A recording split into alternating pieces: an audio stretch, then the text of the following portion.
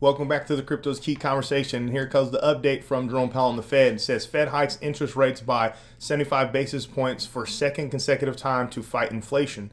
So obviously the market had responded, and as we can see, we are seeing some green. We were just yesterday under $1 trillion market cap. Now we're back over it, sitting at $1.08 trillion market cap, currently up 9.2% for the day.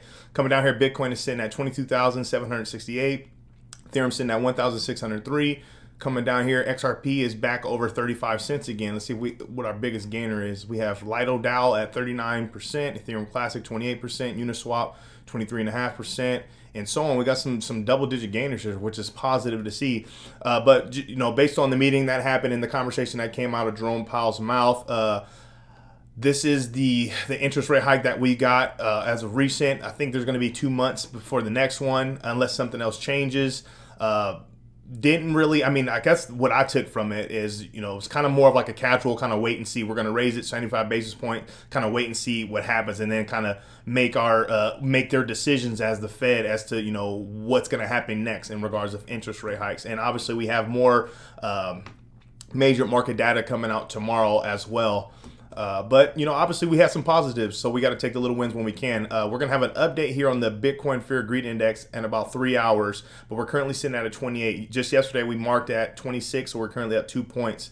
I'm definitely expect this to be up, and we're going to, you know, stay in this fear range. And it's nice to see that we're not in that extreme fear range, and that's a little bit of positivity that we got to take. So there's a lot I want to get throughout this video. There's a lot of stuff in regards of the Ripple versus SEC stuff, the shady behavior behind the chairman of the SEC and former chairman of the SEC, and just members within the SEC affecting the markets. And it's going to cover some of those throughout these tweet threads in here. We're going to start with Eleanor Terry and James K. Fallon here. James K. Fallon had put an update that said, Judge Torres denies SEC's motion to revoke Amici status and bar John Deaton from further proceedings. Amici cannot participate in expert challenge now, but may file application to brief concerns with SEC's experts at summary judgment.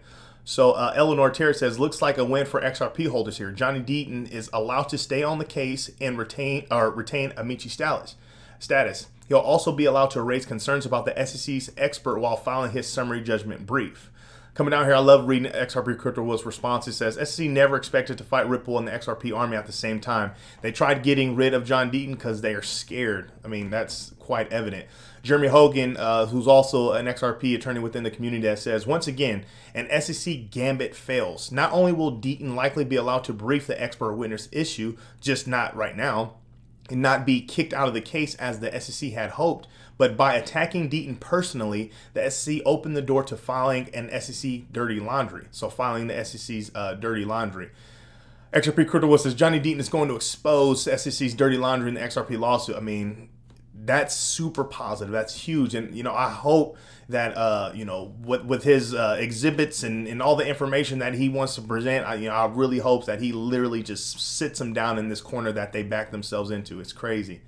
James K. Fallon gives another update here. Says the SEC has filed the complete package of its objections to Magistrate Judge Netburn's ruling, compelling the SEC to turn over the Hinman speech documents, including the declaration of Landon Stewart and the exhibits. XRP Crypto Wolf again. Can the judges do anything to stop the SEC from delaying the XRP lawsuit so much? Question mark. Yeah, I'm curious too. Eleanor Terrett's responding to this as well. And pretty much, if you've been following the case, you've been following this channel, we've been talking about all the different scenarios that the SEC had, you know, came up with of like why they can't turn over the documents and why the documents aren't pertinent to the case and what's and whatnot. So pretty much they start by saying, you know, the Ethereum free pass speech by William Hinman, was his personal opinion. Then they try to say that it falls under DPP. So, you know, it's pretty much it's secrecy stuff that needs to stay within the organization of the SEC. Then they say that there's attorney-client privilege, and now they're coming to what, you know, James K. Fallon in the community is talking about, you know, this next ruling, so why they can't turn over these documents. But then you have this information right here. So she puts up a quote. It says, the speech was not binding SEC policy. That is a pronouncement of the commission itself. The commissioners appointed by the president with the Senate's advice and consent.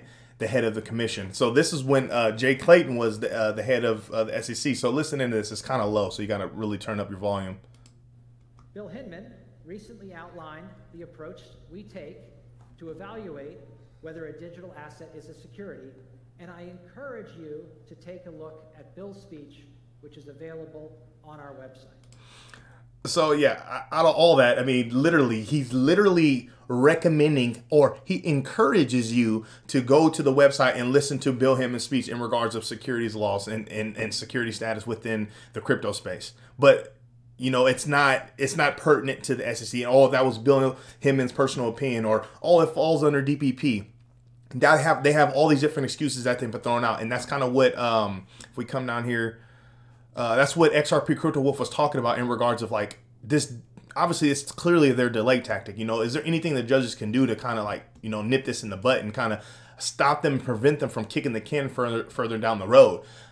Like Johnny Deaton's been saying, though, within us being blessed as a community to have these judges presiding over this case. He's pretty much saying that, you know, they're laying the groundwork and giving the SEC enough rope to hang themselves pretty much. So, you know, when it comes to, appeals, objections or whatever, the judges are going to have, giving them all this slack and this rope. It's like, hey, buddy, you threw out all your stops. You used all your lifelines. There's nothing left for you. So, I truly hope that's the case. And obviously, based on everything we've been seeing, it's quite evident that they're getting, pummeled in this case. And quite honestly, a lot of us are anticipating some sort of settlement. And, whether they utilize the delay tactic as long as possible, at the end of the day, we have a timeline. Worst case scenario, it takes it all the way to March 2023. It's merely interesting. I've been holding accumulate since 2017. So at this point, I can hold on a little longer. XRP Crypto Wolf's response to Eleanor Terrett's tweet here says, SEC is digging a deeper hole for itself and losing the last bit of credibility they have left. I don't think the agency has ever lost a lawsuit this badly. I think we had put up, and I didn't fact check it, but there was a conversation that's been happening, and someone was posting that, the SEC's like never lost or something like that, or, a major case or whatever. Clearly, that ain't the case here, but it's like, how are they defining these wins and losses? Or, how would they define a win? Like, they've lost in every, say this, Ripple wins the case, right? But the SEC, say they go through some sort of settlement. The SEC can be like, well, we've fined, Ripple, the company, $150 million. That's a win for us. Like, are they going to classify that as a win, or is it really a loss? So it's like, how are they defining and classifying wins versus loss or whatever? But everyone that's been, aware of this, and they truly starting to see the writing on the wall, and they know that this case is truly going to set precedent for the entire industry. They know the SEC is wrong. Conflicts of interest. They're not for the retail everyday investors. They're not looking out for us. They're looking out for their incumbents, and it's quite evident that they're losing this thing. Digital Asset Investor also responds to Eleanor Terrett and James K. Fallon's update. It says, remember, Eleanor Terrett and Charles Gasparino had gone out of their way to be fair to both sides in this. The SEC lies are undeniable at this point. Where is Congress to hold Jay Clayton and Bill Hammond accountable? And we've been literally screaming that from the rooftops for over a year now. It's like, when are these people going to be, put in front of Congress? Like, force them to be there. Don't send some representative. Force them to be there to answer questions. And don't give up those roundabout answers of, oh, we can't speak about this, and oh, we can't talk about any one particular asset. It's like, no, we asked you a question, answer the question. But here's the big thing with this. This is so true. I remember when Charles Gasparino and Eleanor Terrett first came into the scene in regards of picking up this story, which we truly believe wholeheartedly that this is one of the biggest cases or the biggest stories that's going to be in the history of history. But, they did. Charles Gasparino and Eleanor Terrett, were blatantly obvious that, they would take in information that the community would send them. So they would have all the video footage, the Ethereum Free Pass timeline. They would have everything that would show, the wrongdoings that's been happening with ETHgate and Bill Hammond Ethereum Free Pass speech. And they wouldn't just take it for face value. They would literally step back and be like, okay, well, we need to go talk to A, B, and C, and D. We need to reach out to this person and that person. So they literally took a neutral approach to this entire thing. Now they're to the point where they're like, man, this is shady. This is crazy. So it's just nuts how, people are trying to, these reporters, they do great work. They're trying to do the right thing here and take a neutral approach. But now look where they're at. They're literally leaning on the sides. And I'm not saying that, they chose a side, but based on, how they've been speaking on things, they see the writing on the wall, and they see that the shady stuff is real. It's not just something fabricated or some unfounded speculation by the XRP community or the crypto community. It's real stuart Alderati puts up something interesting as well. So as responded to this realclearmarkets.com article, it says halting the SEC's regulatory attack on crypto. Stuart Alderati's Ripple's general counsel, and says in this tweet here, rather than providing regulatory clarity through rulemaking, the SEC is bullying crypto markets by filing unproven allegations, masquerading as regulations. In my latest op-ed, I outlined the urgent need for sensible crypto legislation from Washington. And then Cowboy Crypto throws up this image of Jack Ma and Bill Hemming here. You know, look at that smirk. We gonna get paid, and you know we setting this thing up. XRP Crypto Wolf says Congress could fix everything by giving CFTC power to give crypto regulatory clarity. Yeah, I mean, clearly it seems like it's starting to gravitate towards that way, especially by, you know, the way Chairman Gensler and the SEC are kind of, you know, operating still at this point too, with everything being surfaced right now. It's crazy. James K. Fallon responses to Alderati and says, it says, quote, Representative Sherman's behavior highlights the pernicious effect of regulation by enforcement. Rather than providing regulatory clarity through rulemaking, the SEC seeks to bully the market by filing and threatening to file enforcement cases. So we put up a video when the oversight hearing happened, and they had a representative from the SEC, you know, sitting before Congress, and obviously the Congress members had their specific questions that they needed asked. And when it came to the hard questions, or the questions we truly needed answers to in regards of, you know, why is the SEC behaving this way? Why are they operating by, you know, regulation by enforcement? They were given roundabout answers. And then you have, you know, Representative Sherman pretty much boldly stating XRP is a security, and it's clear that it's a security. And just, that's what he's talking about. He's talking about just like, just how this narrative and these people in positions of power are spinning this narrative to fit their agenda and protecting the incumbents type thing. Like, who is telling this gentleman to say those things? Does he even truly believe it himself? Does he even know what he's talking about? XRP Crypto says, anyone else still wondering why Brad Sherman singled out XRP? And that's what blows my mind is it literally makes me hold on to my investment, or as we say in crypto, it makes me hold on to my bags so much harder, because why are all these, you know, people in positions of power, people in positions of influence, why are they, first of all, so afraid? And why are they like so wholeheartedly trying to stomp on, slow down, hinder Ripple and XRP? What does that tell you? Why is Brad Garlinghouse and his, you know, colleagues in Ripple, why are they in meetings with people, you know, people in positions of power around the world? Why are they constantly, even with this SEC lawsuit, 8 times in the business of their company? Why are they still signing on central banks around the world and companies around the world under an SEC lawsuit? This is crazy. What does that tell you? What are we missing here? Obviously, we have all the technical information behind, you know, what Ripple and XRP are, and what, you know, XRPL is, and you know, what is on-demand liquidity, and all these different things, right? But it's like, how big is this thing really? How big is this thing really is? Like, and then like, where is the future headed for this thing? You know, is this something that like we truly should not sell and hold on to, you know, as long as possible? Is this like the next big thing? Like, that's kind of like, obviously I feel that way. I have high conviction, but I kind of put myself into like a new investor role. Like, when I see this stuff, it's like, damn, what the hell's going on? Why are people trying so hard to make me not want to invest in that, or make me not want to, make me want to sell that? You know, why are they doing this? It's crazy. But that's a great question. And I love the eyeballs, because that's how it feels like, what the heck is going on, man? And that's what my son says. What the heck is going on? And that's literally how I feel. Digital Asset Investor puts this up. Has anyone seen Joseph Lubin since Consensus 2022? Gary Gensler? Hester Pierce? Anyone? So here goes Joe Lubin right here, holding his elbow, it looks like, and listen into this real quick. But one more follow-up question, because I want to just double down a little bit more on supply distribution, and it's for you, Joe.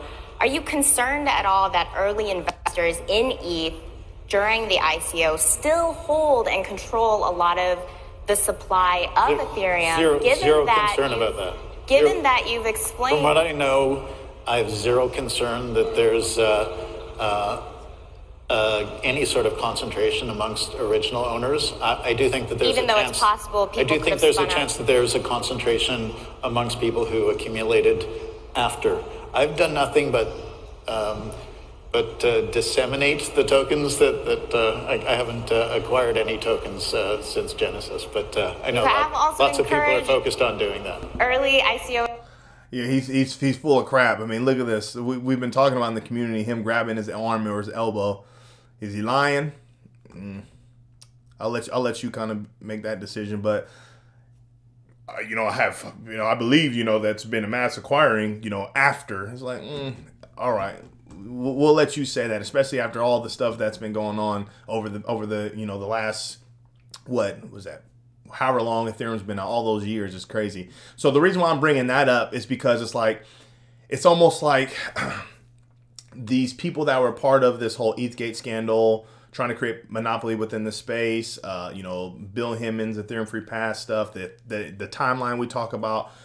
It seems like, now you have certain people that weren't stepping up for Ripple. Now they're trying to save face and start to come and act like they care about what's happening, especially now that Coinbase is being attacked and all these other digital assets are being considered securities sold by Coinbase. Now you have these, these major blockchain platforms, that literally been decimated and went to zero. Lots of investors been affected.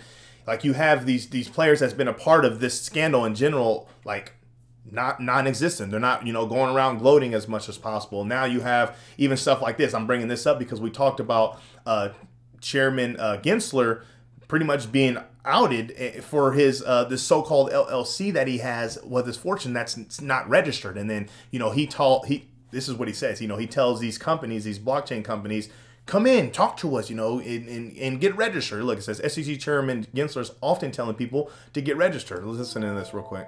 Get registered, come in and seek to register. It's supposed to register. So we put this in our video. I think was it yesterday? It was like the previous two videos. And the reason why I'm putting this up is because there's some more facts that came out. This is from Gensler Facts here. And it says, look what we received in our tip inbox last night. The ethics agreement memo Gary Gensler signed with the SEC ethics office when he came on board as chairman. So you can click, I'm gonna click in here, you can pause it and kind of take a look at it if you like, or you can come to the Gensler Facts Twitter account here, check it out. It continues, it says that Gary Gensler resigned as managing member of the unregistered and illegally operating Annabelle Lee LLC, but will, quote, continue to have financial interests in this entity. So, Comptroller of Maryland, are you going to ask Gary Gensler's proxies to, quote, come in and get registered with the eyeballs? And then Johnny Deaton responds saying, stand by as Crypto Law US will soon show you with proof where Gary Gensler's true loyalty lies. This is crazy, man. This is our chairman that's part of an agency that's supposed to be set out to protect investors. This is absolutely crazy, especially with all the stuff the community alone has surfaced with, members of the ETHgate scandal and the Ethereum Free Pass timeline stuff, with them in their own words on video footage. It's crazy. It's not unfounded speculation. It's straight, hard facts. And the community continues to find more and more stuff. It's crazy. And that's not even including what's happening with Jason Foster and Empower Oversight behind the scenes and Johnny Deaton in the class action lawsuit. And then Ripple actively fighting in the lawsuit with SEC.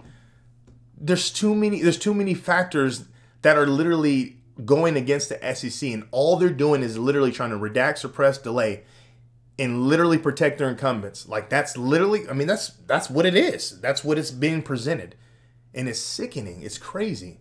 I'm going to end on this. I thought this was quite interesting. This is from Digital Asset Investor. It says, is it possible that major crypto industry players, 1, have always known who Satoshi is? 2, are the ETH disguised whales? 3, no proof of work Bitcoin and Ethereum were the short-term 5 to 10 year plays. 4, knew that the digital assets that would ultimately be the basis for the new financial system were chosen long ago and knew they could FUD them / short them in the short run for profits, while this knowledge knowing that the switch moment would be down the road. As one major industry player said a few years back, XRP is not on our conviction list. ... yet.